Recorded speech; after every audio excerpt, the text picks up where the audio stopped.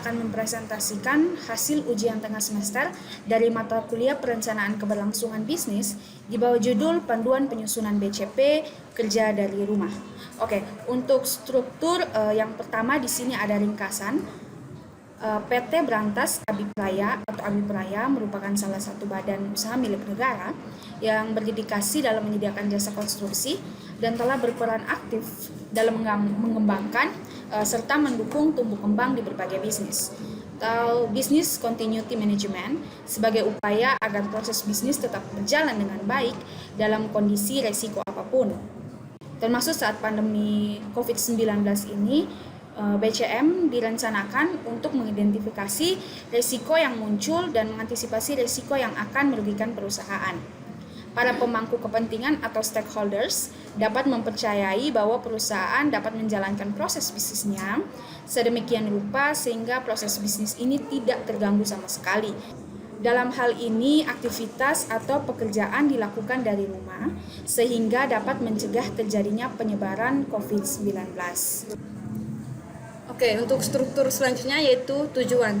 Nah, untuk Business Continuity Plan atau BCP memiliki tujuan untuk mengusahakan agar dapat menekan risiko kerugian seminimal mungkin serta pemulihan secepat mungkin agar risiko kerugian tidak terlalu besar. Nah, terkait dengan masalah di atas, BCP sangat berperan penting dalam menyelesaikan atau mengatasi masalah ini.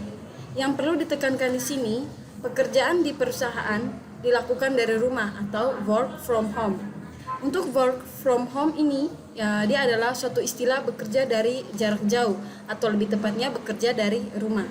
Nah, jadi pekerja tidak perlu datang ke kantor untuk melakukan tatap muka dengan para pekerja lainnya. Untuk work from ini sudah tidak asing lagi bagi para pekerja freelancer. Namun, mereka lebih sering menyebutnya dengan kerja remote atau remote working.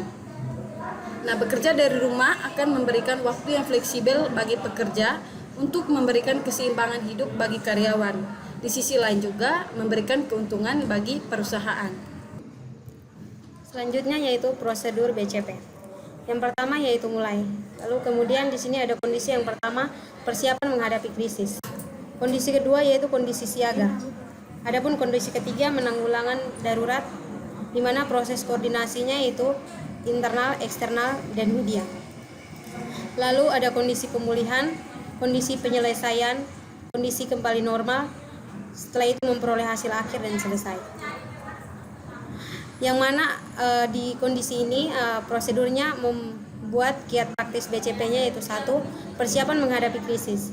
Salah satu persiapan yang perlu dilakukan ketika wabah COVID-19 di perusahaan menyangkut aktivitas di rumah adalah terjadi pembuatan perencanaan pekerjaan yang rinci. Perencanaan ini bertujuan untuk melindungi Anda dan anggota lainnya dari risiko terinfeksi virus. Cara yang dapat bisa dilakukan yaitu dengan mengumpulkan anggota ataupun karyawan melalui Zoom ataupun Meet untuk membahas pekerjaan perusahaan. Yang kedua, kondisi siaga, yaitu menerapkan protokol kesehatan di dalam lingkungan kerja baik di perusahaan maupun di rumah. Ketiga, penanggulangan darurat.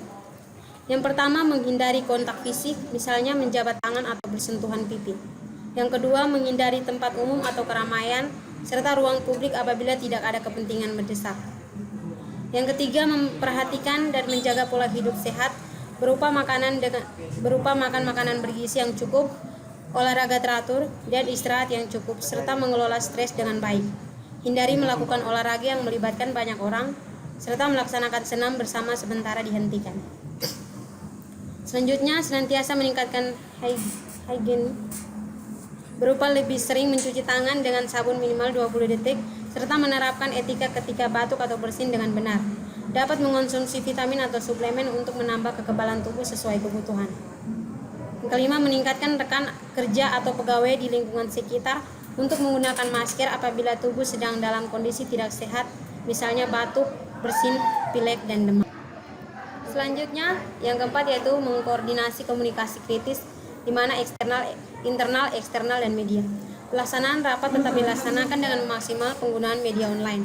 Kegiatan dapat dilakukan dengan memanfaatkan sarana IT atau video conference, menunda atau tidak melaksanakan pertemuan atau acara yang memobilisasi atau mengumpulkan pegawai dalam jumlah besar pada satu lokasi secara bersamaan. seperti workshop, sosialisasi, dan sejenisnya. Yang kelima, pemulihan.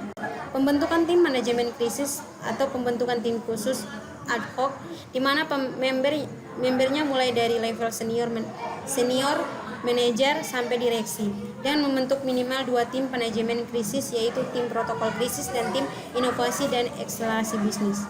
Yang kedua, kolaborasi tim internal atau pendekatan top down dan bottom up. Respon yang cepat dan koordinasi membutuhkan keputusan yang diambil dari puncak pimpinan top down. Yang ketiga, penyesuaian target market dan restrukturisasi organisasi dan efisiensi biaya. Selanjutnya kita lihat digitalisasi proses. Digitalisasi proses merupakan keniscayaan yang harus dilakukan perusahaan jika masih ingin bertahan dan tetap eksis. Melalui digitalisasi proses kita sudah tidak perlu bertemu tatap muka langsung jika dibutuhkan. Cukup membuka Zoom atau Google Meet atau Microsoft Teams. 6. Kita kembali ke normal. Hal ini menyangkut dengan kondisi yang terjadi pada saat pandemi COVID-19 yang mana kegiatan atau aktivitas di perusahaan tetap berjalan seperti biasanya, namun tetap mengikuti panduan protokol kesehatan, dan apabila kasus ataupun kondisi ini telah berakhir, maka aktivitas perusahaan akan dilakukan secara offline dan seperti biasanya, tapi tetap bersiaga atau berjaga-jaga. Untuk yang terakhir di sini adalah kesimpulan. Dari kasus di atas, maka kita mencoba menerka bagaimana dunia kerja melihat hal tersebut, terutama pada kebijakan rekrutmen karyawan di masa mendatang. Pandemi COVID-19 yang membawa berbagai dampak ini kemungkinan merubah cara perusahaan dalam merekrut calon karyawan, di mana perusahaan tertentu akan lebih mempertimbangkan calon-calon karyawan yang memiliki kompetensi pada bidang terkait. Tentu saja bukan hanya sekedar multitasking, tetapi yang memang benar-benar sudah terlatih dan mampu memberikan kontribusi optimal. Nah, sekian presentasi ujian tengah semester perencanaan keberlangsungan bisnis dari kelompok 4, dan apabila ada kesalahan penyampaian kata, kami mohon maaf, dan selebihnya terima kasih.